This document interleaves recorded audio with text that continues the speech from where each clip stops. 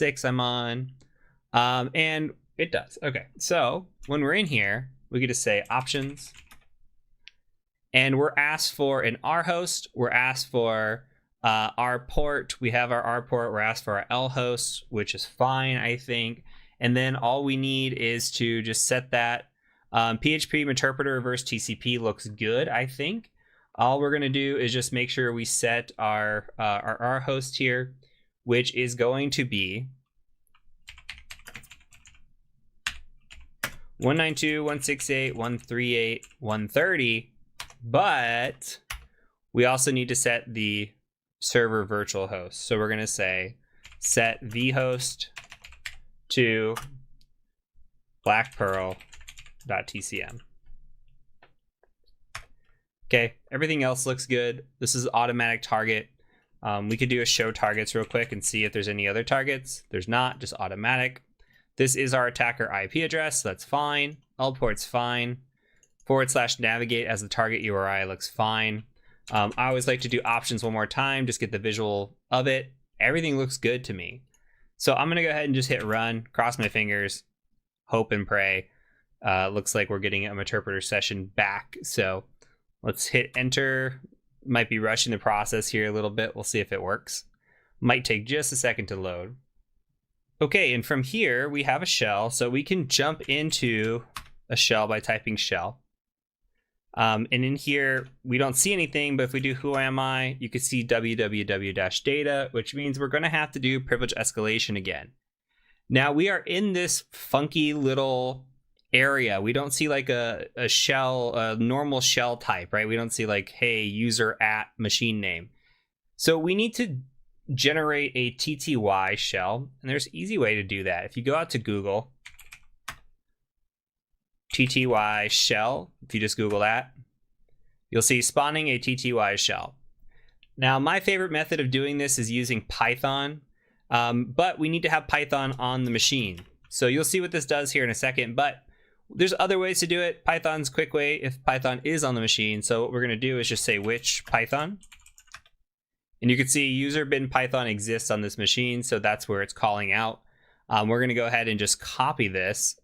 And I'm going to modify this a little bit. I like bin bash over just sh. So I'm going to open this up in a notepad or a text editor, paste this in here, add a BA in front of that for bash, copy, and then we're going to go paste this into this shell.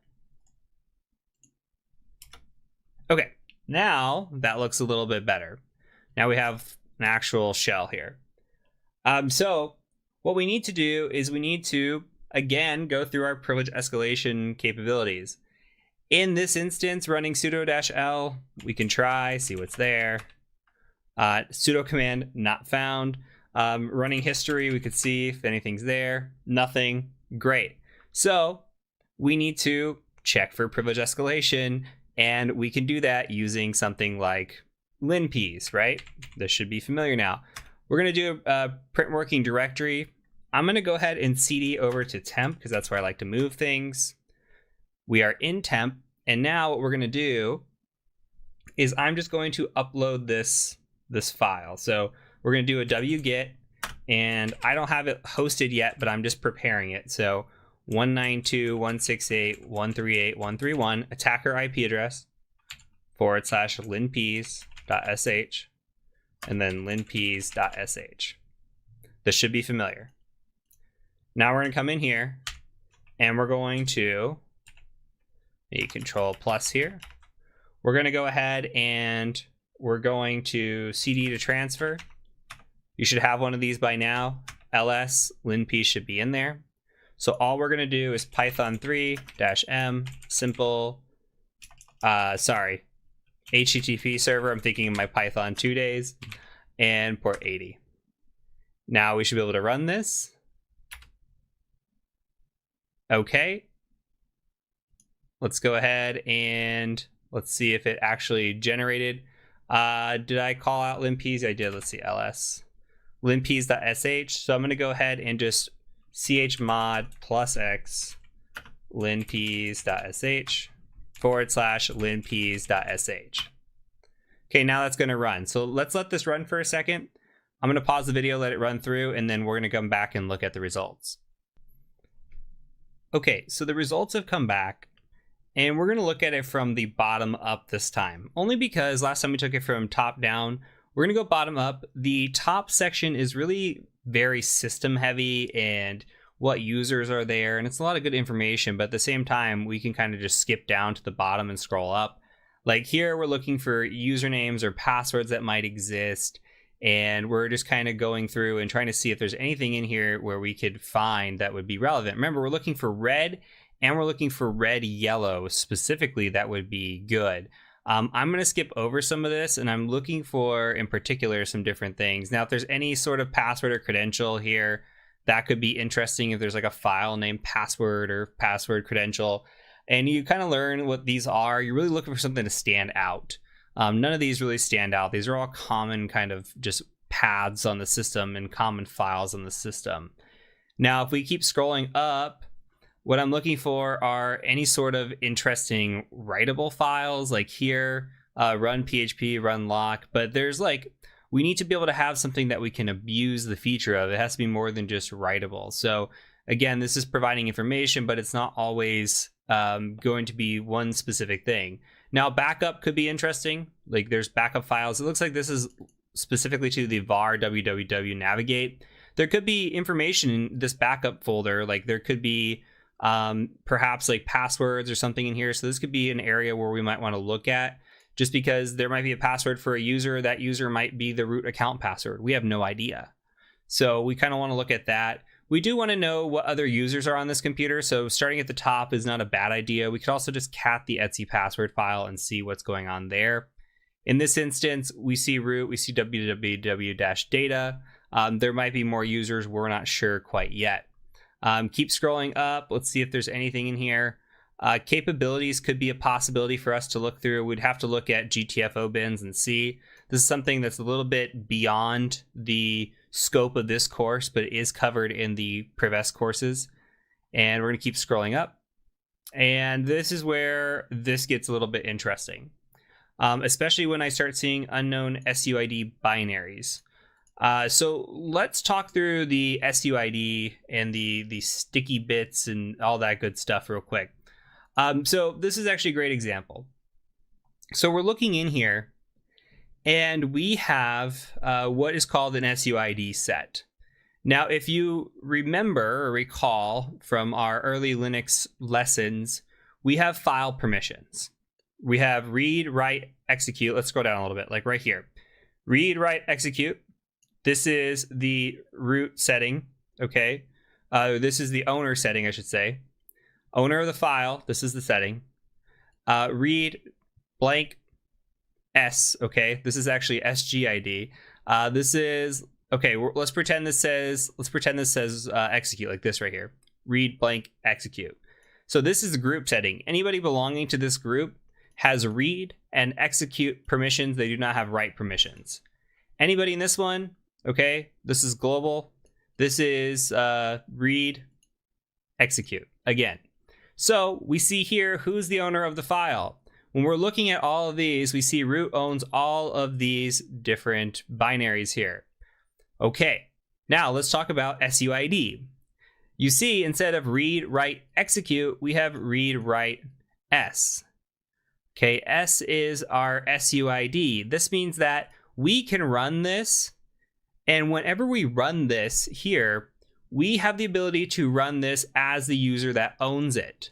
This is a, and the SUID, we're on the root here, or the owner, sorry, we're on the owner. So we can run this as the person that owns it, which is root. Now you see down here what is called an SGID, which means we can run as the group, and that's sticky right here. Or it's an S right here. I keep calling it sticky. The sticky bit is when it's in this. When you see an S in this area right here for everybody else, that's called the sticky bit. Here's SGID, and in this group setting, it's an SUID.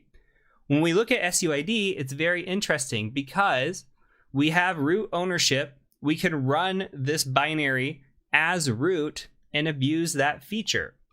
Now, there is a quick way to do this, and I can show you how the script is running this, but this is really just looking for permission settings. So we can come through and look And if you ever go through a checklist, you'll see something like this, where it's just doing a quick find command, and it's looking to see if it can find the permission settings on these. Okay, so permission is going to be 4000, and this is looking specifically for that SUID, and we're just going to put this to dev null here.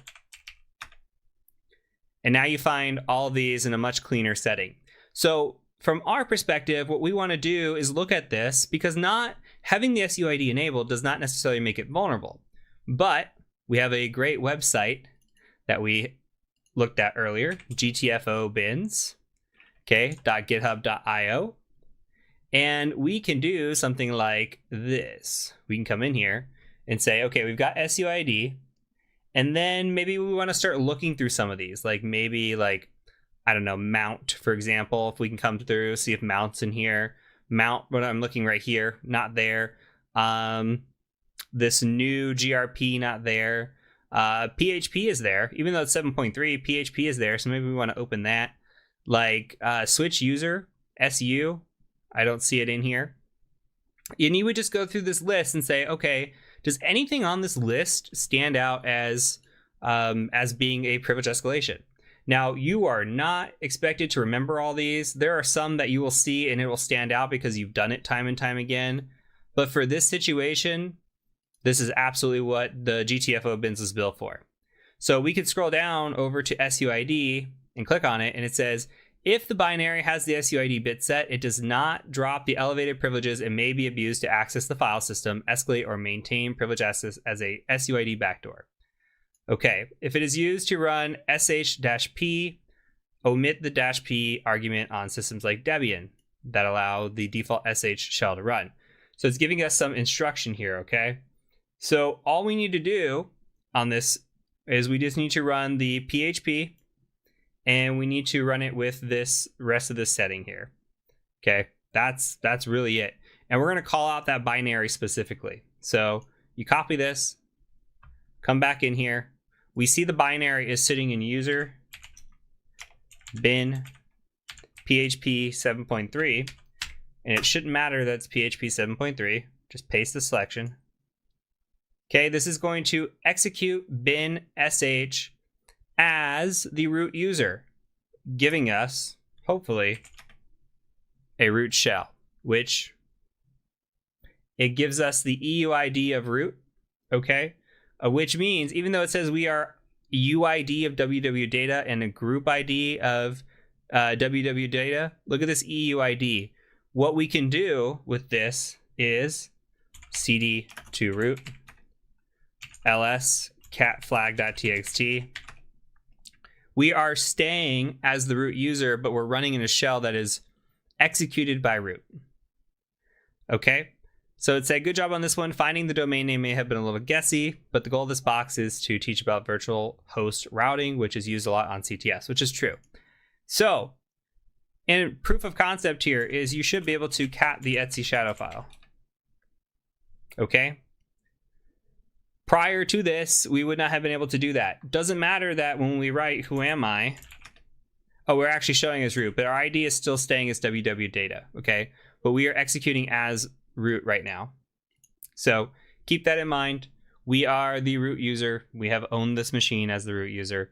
And that's it. So SUID is a new lesson for you. Again, if you like this concept of privilege escalation, we are scratching the surface. There's so much to learn. There's always new tips and techniques out there. I encourage you, if you're interested in the CTF path, again, to check out the escalation courses. If not, we're going to start moving into exploit development. We're going to start moving into some of the other stuff that's out there with the Active Directory pen testing and get more into the realistic stuff. So this is good foundational lessons, but I look forward to seeing you in the next video. Well, everybody, that is it for this course. I really hope you enjoyed it. If you did, please do consider purchasing the other half of the course, the Practical Ethical Hacking course that is on our Academy website. Tell a friend, have them come through this as well. Again, subscribe if you haven't for more great hacking content. And I hope to see you again in another video very, very soon. Again, my name has been Heath Adams, aka the Cyber Mentor, and I have Really enjoyed having you in this class. Until next time, peace out.